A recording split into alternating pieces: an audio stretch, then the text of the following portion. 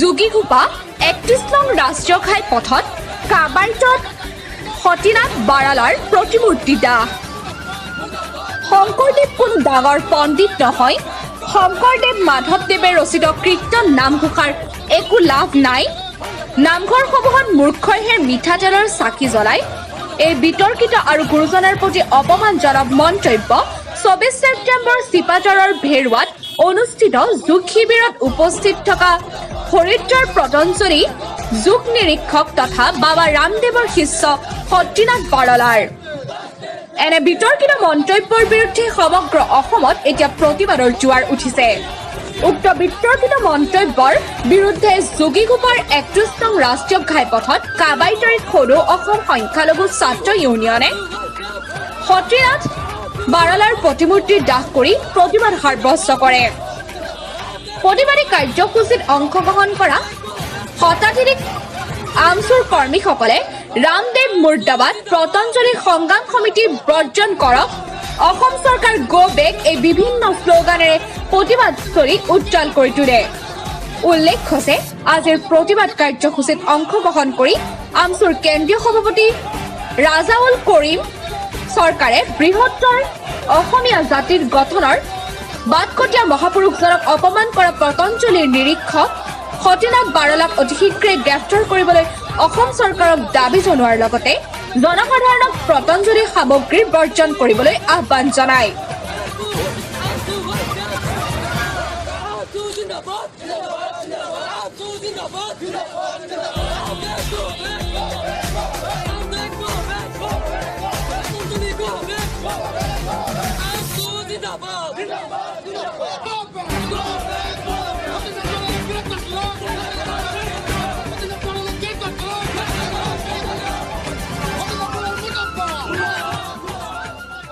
আজি চাওক, পতঞ্জলি নামৰ এটা প্ৰতিষ্ঠানে, ব্যৱসায়িক প্ৰতিষ্ঠানে কিছু বাবাৰূপী চামচাক অসমৰ বুকুত পঠিয়াই দি তেওঁলোকৰ কৰ্মচাৰীৰ ৰূপত আজি যাৰ আদৰ্শৰে আজি কেৱল শংকৰদেৱ মহাপুৰুষ শংকৰদেৱ আজি কেৱল নৱবৈষ্ণৱ ধৰ্মৰ প্ৰৱৰ্তকেই নাছিলে, অসমত তেওঁৰ কৰ্ম, তেওঁৰ সমাজ জীৱনৰ কাম কাজ, তেওঁৰ দৰ্শনে আজি সমগ্ৰ অসমীয়া জাতিটোক হিন্দু মুছলমান সকলোকে একত্ৰিত কৰি লৈ আজি বিশ্বৰ বুকুত চিনাকি দি আজি আমাৰ সমাজ জীৱন চলি আছে।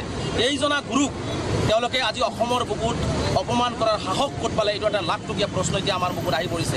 নে আচলতে অসম চৰকাৰে তেওঁলোকক মাটি দি দিছে, তেওঁলোকক ব্যৱসায় কৰিব দিছে, তেওঁলোকক কি আমাৰ গুৰুজনাবিলাকক কি অপমান কৰাৰ সাহস তেওঁলোকক দি দিছে নেকি? যদি মুখ্যমন্ত্ৰী ডাঙৰীয়াৰ গুৰুজনাৰ প্ৰতি শ্ৰদ্ধা আছে আৰু তেওঁলোকক যদি এনেকুৱা সাহস দিয়া নাই, তেনেহ'লে বাৰালক অতি শীঘ্ৰে গ্ৰেপ্তাৰ কৰাৰ ব্যৱস্থা কৰক আৰু ৰামদেৱক অসমত আনি তেওঁক ক্ষমা খোজাৰ ব্যৱস্থা কৰক আৰু ৰামদেৱৰ যিমান কোম্পানীৰ বয় বস্তু সামগ্ৰী আছে অসমৰ বুকুত অসম চৰকাৰে এইবিলাক বন্ধ কৰাৰ ব্যৱস্থা কৰক। অন্যথা আমি বুজিম যে অসম চৰকাৰ বা ৰামদেৱে মিলি আমাৰ গুৰুজনাক অপমান কৰি আছে। আৰু আমি সমগ্ৰ অসমবাসী অসমীয়া ৰাইজক আহ্বান জনাইছোঁ যে অতি শীঘ্ৰে পতঞ্জলিৰ সকলো সামগ্ৰী বৰ্জন কৰিব লাগে। ৰামদেৱে যেতিয়ালৈকে ক্ষমা নুখুজিব, বাৰাল যেতিয়ালৈকে গ্ৰেপ্তাৰ নহ'ব, তেতিয়ালৈকে আমি এই সামগ্ৰীসমূহ অসমৰ পৰা বৰ্জন কৰাৰ ব্যৱস্থা ল'ব লাগে। আৰু যদি এনেকুৱা ধৰণৰ কোনো কাৰ্যপন্থা পতঞ্জলি কোম্পানী বা বাৰালৰ বিৰুদ্ধে বাবা ৰামদেৱে বা অসম চৰকাৰে ব্যৱস্থা নলয়, তেনেহ'লে আমি অচিৰেই তেওঁলোকৰ বিভিন্ন জিলাত কাৰ্যালয় আছে, এই কাৰ্যালয়সমূহ ঘেৰাই কৰা কাৰ্যসূচী আমি গ্ৰহণ কৰিম। কোনো পদ্ধতিতে আমি অভয়পুৰীৰ পৰা Pranjit Chouhan report NH365 live.